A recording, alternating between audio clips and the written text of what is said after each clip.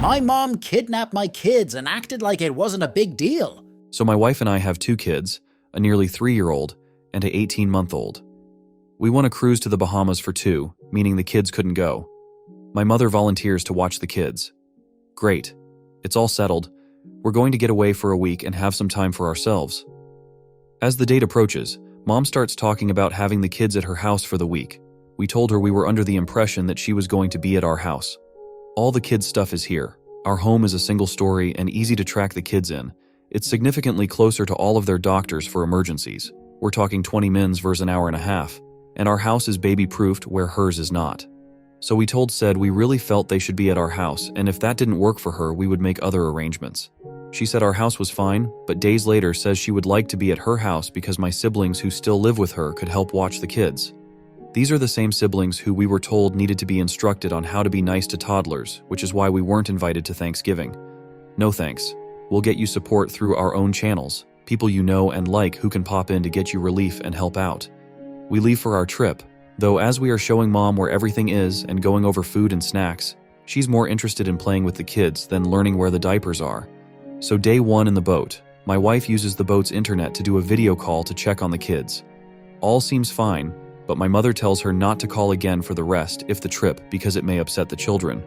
My wife doesn't tell me about that part of their convo right away, but as soon as she does, we call her back. When she answers, she's at her house, with the kids, and you can see brand new kids' apparel and paraphernalia in the background. I asked her what happened and she tells me she was really sick and thinks she got norovirus. What the heck?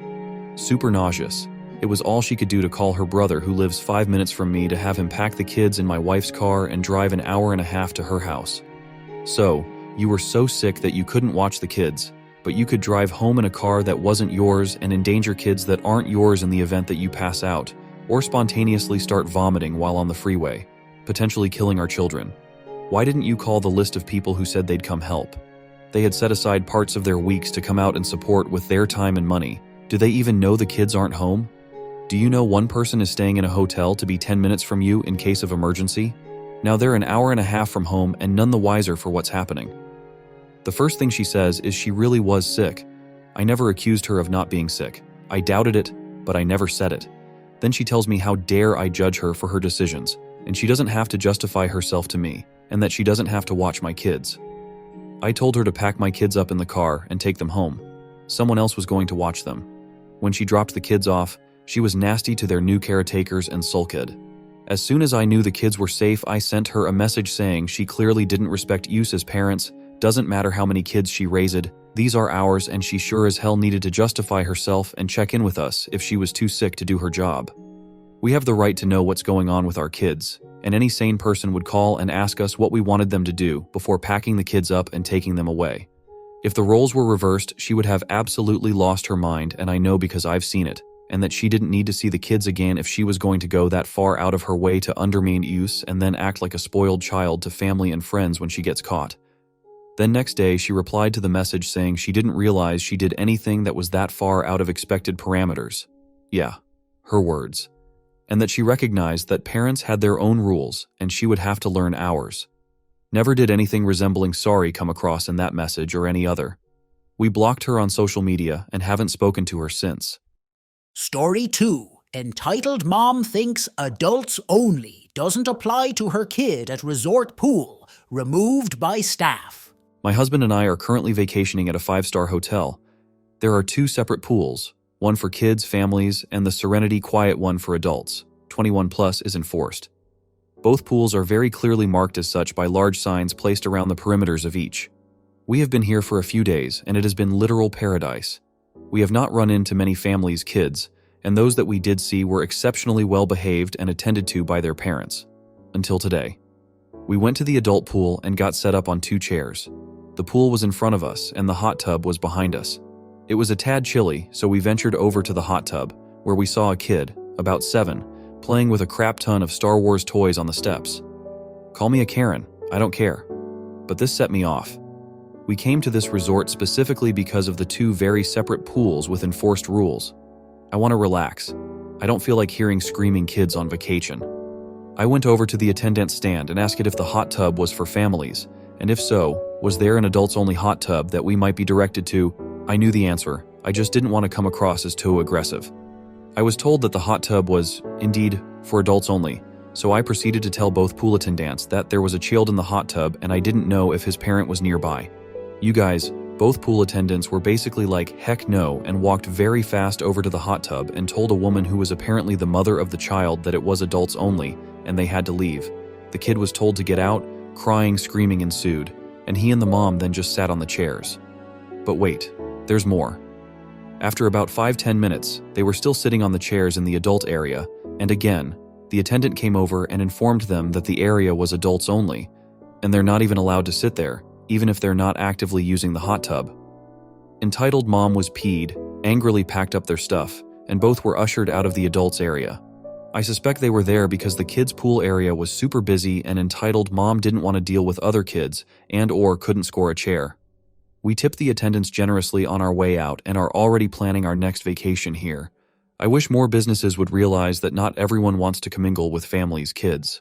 Story 3, entitled Parent Upset because their kid won't sleep without visiting our cats every day and we said no. Our neighbors, who live in the same building, have a 3-year-old son and we have 3 indoor cats. One day the father knocked on the door, telling us his son lately grew fond of cats and if it was possible that his son can see our cats. We let them in, but it turned out the boy still has 2 left hands when it comes to animals, and his father doesn't interfere when the kid chases them, screeches at them like a siren, pulls them on their tails and throws hard toys at them. As you can guess, we weren't too pleased. Next day, same time in the evening, father and kid knock on our door, the father demanding that his son can meet the meow meows again. This time my husband opened the door and was somewhat surprised by them requesting a visit again. Blindsided let them in again. Same procedure as the day before, a solid half hour of screeching and chasing the scared and startled cats.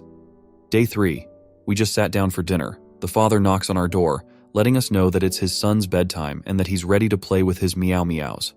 I kindly but clearly explained that we're just about to have dinner and that we cannot make this a daily play date because our cats are not happy about this, as they are not used to children and one of them blind. I told him it's too much for the animals. My husband and I are both working full-time, and our evenings, having dinner together, is our relaxed time we would like to spend alone. The following 2 hours we heard the kid screaming his head off, demanding to meet his meow meows, followed by furious knocking on our door, which we opened to our very angered neighbor pointing on his son's blue from crying face, yelling at us that this sad face should make us think about the consequences of decisions we make for other people. His son won't sleep anymore without seeing his beloved meow meows. Yes, he seriously kept using this term and also the possessive adjective.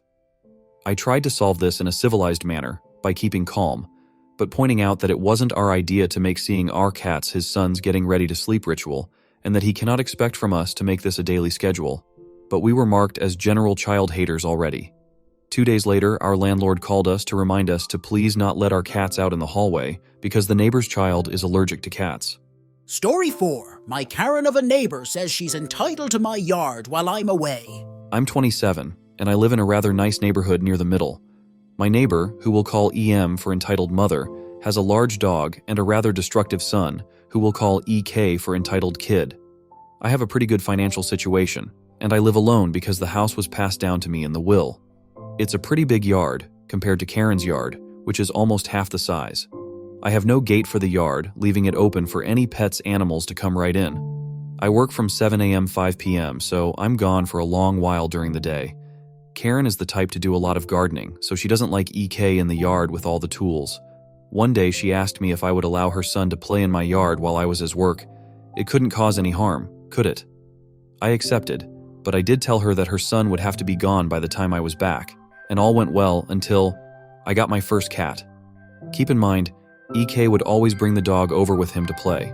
I named my new Ginger cat. Well, Ginger. Ginger loved to bask out in the sun with the EK and dog until one day I found that she wasn't outside. In fact, she was inside with a bite mark.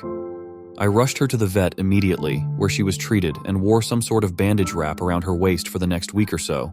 I checked the cameras only to see EK trying to move Ginger out of her general spot so that he could sit there, and she swiped at him, scaring him off. It seemed that EK's dog did not take kindly to this, and the mark was not a bite mark, but a swipe from the dog. I presented this info with Karen, who denied it and said, "He's just a kid, and Ginny is fine." I reminded her that it was Ginger, then told her that neither her son or dog were allowed on my property again. She threw an absolute tantrum and told me that they should be entitled to the yard while I was away because, after all, you can't just let it go to waste. I then reassured her of my decision, to where she said word for word, "Ma'am, you need to leave. I'm so confused. I'm considering my options, and I think small claims court is a bit too much for this. What am I supposed to do?" Story 5, entitled Mom Thinks Her Son is Entitled to My Merchandise for Free. I, 22, am finishing up my last semester of college and decided to sell some keychains and vinyl stickers I made at my school's spring market.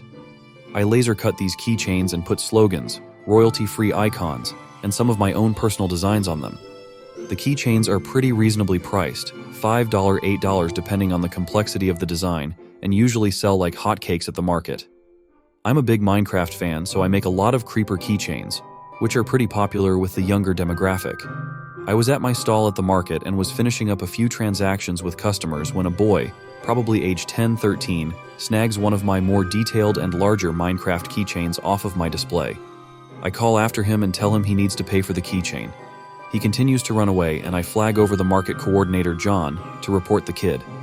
Eventually, John finds the kid and tells him he needs to pay for the keychain. The kid, followed by his mom, makes their way over to my stall. I tell the mom that her kid stole the keychain and it either needs to be returned or paid for. The mom immediately begins going off about how ridiculous and embarrassing the whole ordeal is.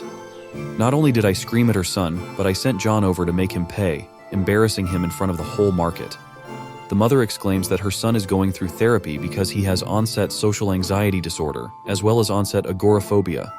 She proceeds to look down at my shoes and see that I have a creeper on my Crocs and says that I could relate to the love of the video game and cut her son some slack because that's the honorable thing to do for a child in need. I told her that I would be happy to give him a discount, but I could not afford to give these away for free as I used the profits to pay for my college tuition. I also told her that I sympathize with her son, but social anxiety is not an excuse to be a thief. This seemed to set her off and she began screaming at me, saying her son is not a thief. At this point, she was scaring customers away, and people were actively walking away from the booths near mine to avoid the conflict. I tried to keep a level head, and at this point her son looked like he wanted to shrivel away. I felt bad for the kid. No wonder he has social anxiety with a mom who was willing to make a scene like this. The kid tried to give me the $8 that the keychain cost, but the mom took it out of his hand and shoved it in her pocket. Eventually, John came and asked her to step away from the booth as she was disturbing customers. She ended up leaving and the kid paid for his keychain. I ended up throwing in a free sticker to apologize for him having a mother like that. Overall, I ended up selling out of my stock and had an uneventful rest of the market. Some onlookers even remarked that I handled the situation pretty well. Needless to say, I will probably be switching to online sales for the foreseeable future.